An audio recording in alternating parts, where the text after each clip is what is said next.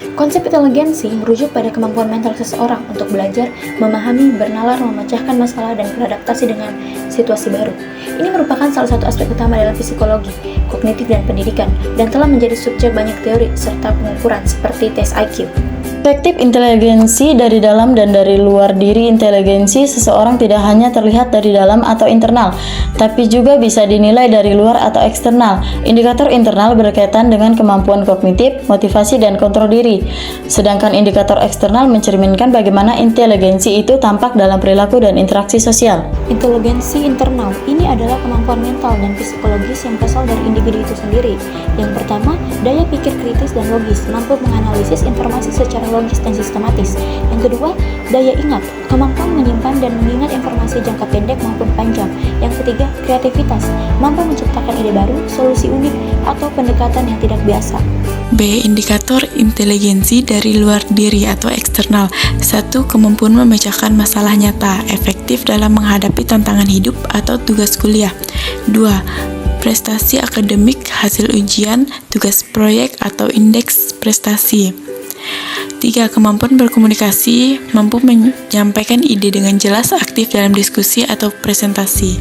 Alat ukur integrasi atau instrumen atau metode yang digunakan untuk mengukur kemampuan mental atau kecerdasan seseorang secara objektif atau sistematis. Hasil dari alat ukur ini bisa digunakan untuk 1.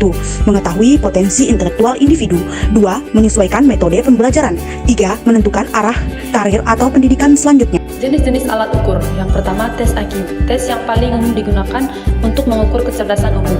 Contohnya, nama tes penjelasan singkat Stratford Binet Intelligence Cell mengukur 5 faktor kecerdasan seperti penalaran fluida, pengetahuan kuantitatif, memori kerja, dan visual spasial. Cocok untuk anak hingga dewasa. Yang kedua, tes kecerdasan majemuk.